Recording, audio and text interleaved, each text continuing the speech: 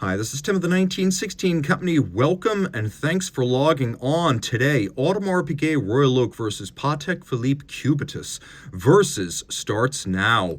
This is about as close a comparison as I could possibly offer, and it is a newly kindled rivalry as the Patek Philippe Cubitus, as a model and as a model line, only arrived in October of 2024. Of course, the Audemars Piguet Royal Oak dates back to 1972, but the example I have here, the 15510 ST with green dial, this dates back to its launch in 2022. So not only are these great representatives of their respective manufacturers, but the models in the frame were launched relatively shortly, one after the other. So this is a fair comparison. And being green dial steel integrated bracelet sport watches, I don't think you can get more of a meat of the market comparison for our times. So let's start with the watch that's probably more familiar. There are Royal Oaks, but while the general design is well established, each version is unique, and this is the 15510. So it's the evolution of the 41mm 15400 that first debuted back in 2012. It's a bigger, bolder Royal Oak. It's not an offshore. It's a traditional Royal Oak, a bit more robust, larger, with a different movement than the Jumbo. Being the 41mm, you can see it is a fairly large watch. It doesn't wear as a 41, and we'll get into the sizing of these two in a moment. But this watch is rated at 41mm in diameter. I measure it 10.5 millimeters thick from lug to lug, just the case. It's going to be 50.5 millimeters. And from end link to end link, you can see these intermediate links, the plots as they're called, that's 53.3 millimeters across the wrist. So in other words, it's a 41 that wears large. We'll throw this on my wrist, which is 16 centimeters in circumference. And you can see how this fits on my wrist. It's a large watch. For a 41, there's no mistaking the size. I would even go so far as to say, if your wrist were much smaller than mine, you probably would want to be looking at a Jumbo or just generally a Royal Oak smaller than this. I'd recommend it for a wrist as small as 15 centimeters circumference based on this down the barrel, but you can see it is getting fairly large. It is fairly thin. It will fit easily under a cuff, so no problem there, though it can't match the Cubitus on that count. It's nicely counterweighted by the bracelet. That's one of the great advantages. In terms of pricing, let's talk about where these sit in the market. So new, they are $31,600. Pre-owned, they're going to sit between $53,000 and $56,000. So there is a little bit of a delta between new and used, and that delta is to the good in favor of the owner. They do appreciate a little bit on pre-owned markets. Again, relatively new variant, only launched in 2022, so we don't have a ton of history behind it, but the Royal Oak itself does have a ton of history, and these tend to preserve their value very well, particularly if they are full steel rather than precious metal. The watch has a lot of advantages over the Cubitus. The first is the price. So if you can get it for $55,000 used or $31,600 when new, well, you got to remember the Patek Philippe, this is $45,512 new. Pre-owned, it's going to be around $100,000. So whether new or used, this is going to be a more expensive watch. This is going to be a bit more accessible and quite a margin if you are buying it used. It's also less controversial now. I'm not going to pretend there isn't some baggage around the Royal Oak and Audemars Piguet both, and the two in combination, but it is not quite the lightning rod for, shall we say, constructive criticism that the Cubitus has been since its fall 2024 launch. So if you want something that's a little bit more of an established classic, it's definitely going to be this. And I think that is another advantage. Time-tested, evergreen style, like the Porsche 911, the Audemars Piguet Royal Oak evolves, but it doesn't undergo revolution. It's a matter of evolution. It is now decades into its run as the original full integrated bracelet ultra-luxury sports watch, and to be perfectly honest, it's never been stronger than it is right now in terms of regard and its marketplace. So this has stood the test of time. I don't know what we're going to say about the Cubitus 20, 30 years down the line, or even 5 to 10. After all, there are fads, and these are both green dial steel integrated bracelet sports watches, and the one that's been around forever will be around forever, but there have been fads that have come and gone. Blue dials, bronze watches, tonneau cases, they have come and gone. The Royal Oak is forever. I don't know if the Cubitus will always be as cool as it is right now, because it is part of a timely trope, whereas this is one of the all-timers of the industry. Now, I'm also going to say that there are some advantages here in terms of the movement. It's not better finished, but it does have some advantages. First, it is much larger than the movement in the Cubitus. The Cubitus uses the 26330 SC. This movement is 27 millimeters in diameter. You can see how simple the rotor is. And while you can't see it, the power reserve is 35 to 45 hours. So what we have here is we have a 32 millimeter movement that's really a better fit for its case size. We have a 70-hour power reserve.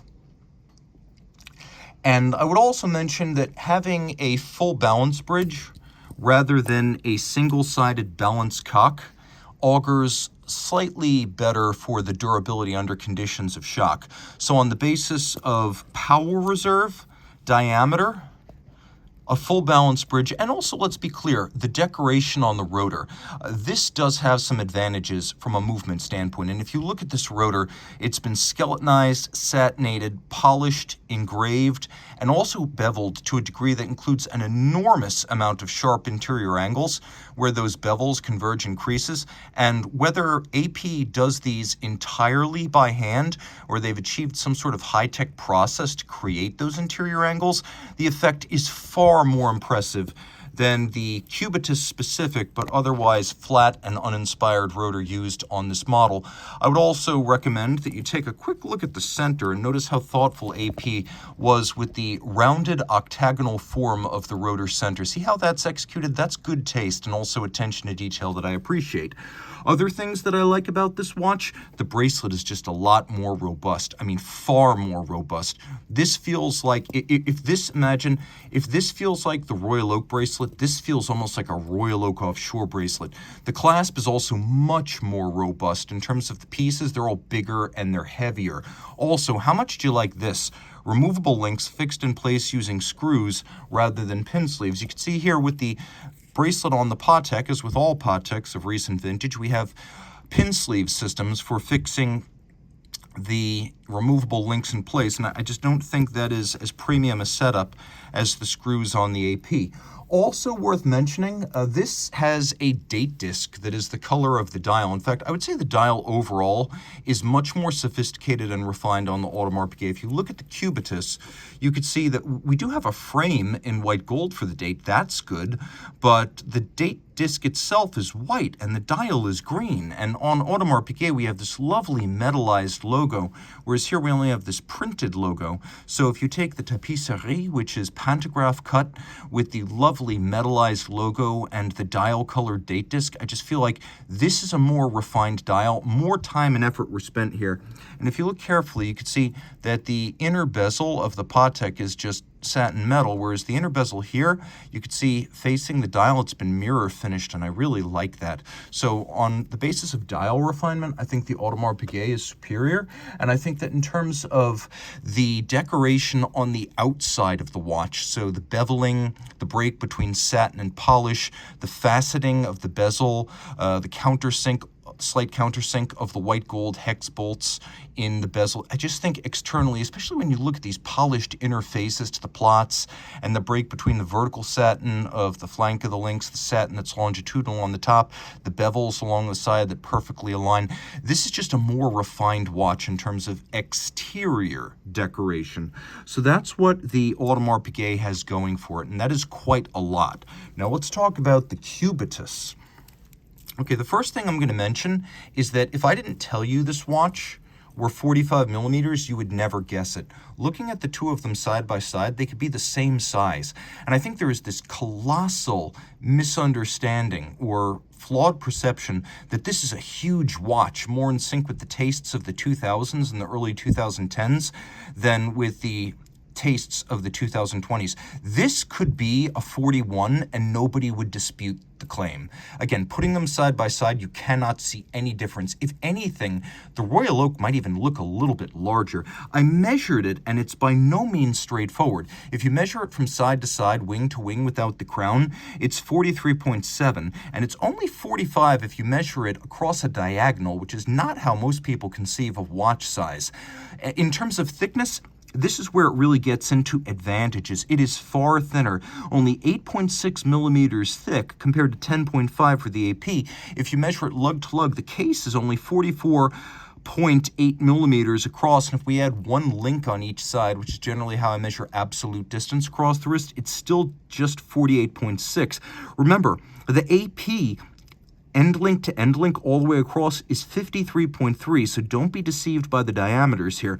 Let's talk a little bit about some of the fit and feel factors, because they're important. On my wrist, which is 16 centimeters circumference, again, you can see compared to the AP, it's an easier watch to wear. It's much thinner. You can also see from over the top that the edges of the case are nowhere near the edge of my wrist, and this is the angle that always exaggerates the width of a watch. Down the barrel, I think you could wear this so-called 45 millimeter watch on a wrist as small as 14 centimeters circumference. It's not unthinkable that a woman could somehow wear this if her wrist were very flat across the top. So if anything, I think Patek should probably claim this as a smaller watch, because people misunderstand when they hear 45. There's nothing about this watch that is perceptible as a 45 millimeter timepiece, and I think that is to its advantage and its credit.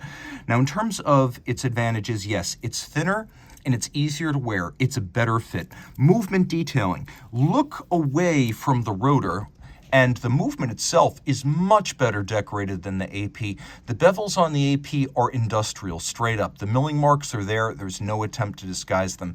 Here, while most of this is at least started mechanically, the bevels are likely finished with some sort of handheld felt-tipped or abrasive-tipped milling tool that allows them to be rounded and mirrored. You can see the same attention to detail in the jewel and screw sinks. Everything here is beautifully executed, from the various sizes of engine turned perlage from the base plate to the rotor, to the screw heads mirror finished with chamfered slots in circumference.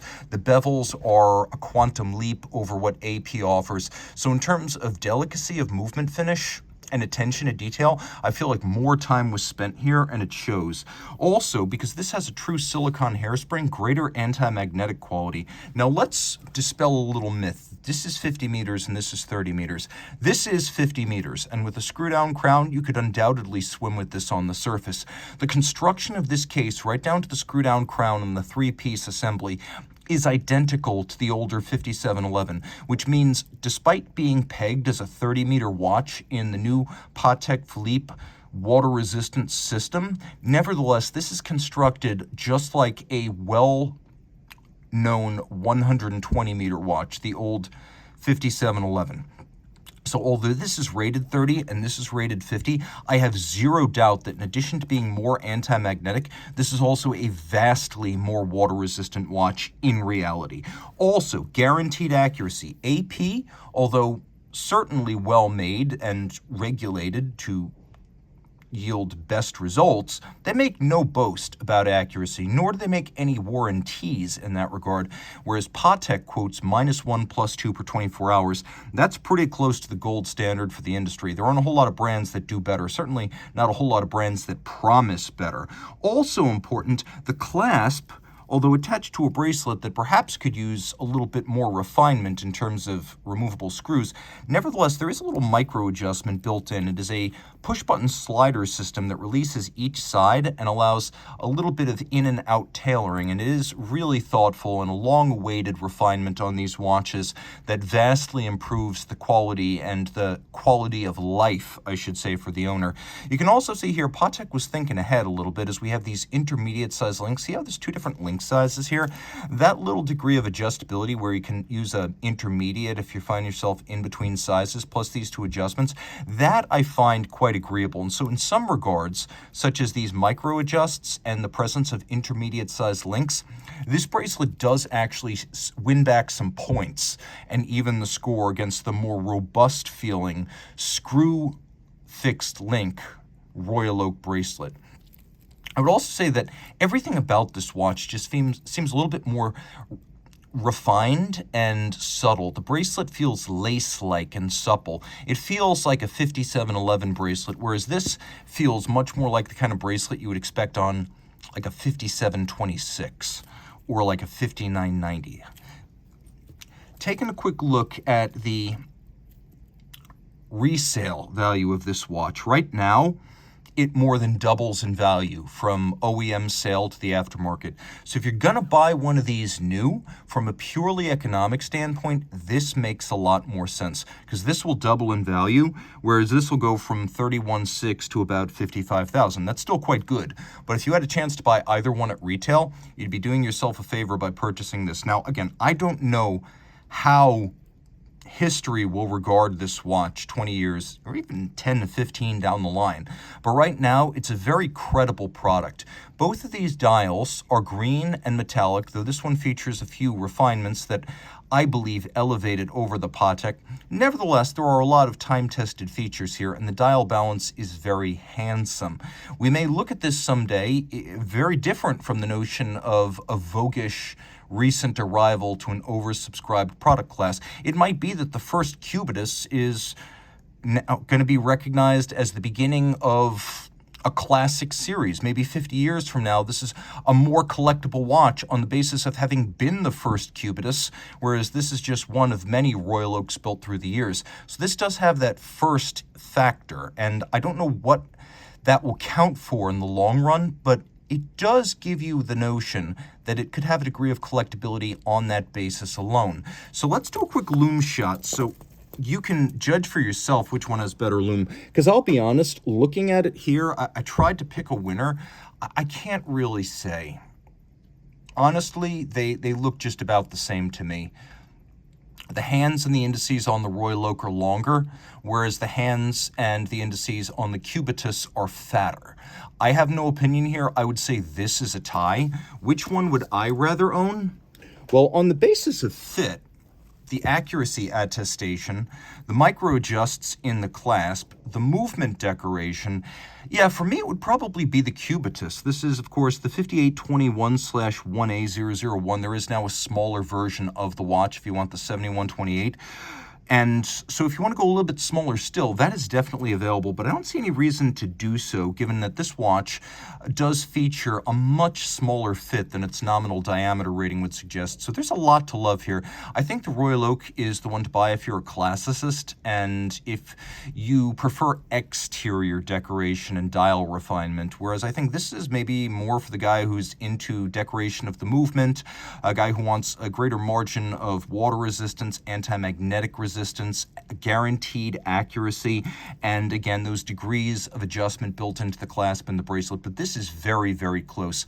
And I think this is going to come down to a flip of the coin. In the long run, I'm not sure who's going to be right, but for me at least, it would probably be the Cubitus on the basis of the way it fits, feels, and is put together. There is no shame in picking the AP. There's really no wrong answer here. So I want you to tell me in the description or the comment blocks below this video, which of these would you pick and why?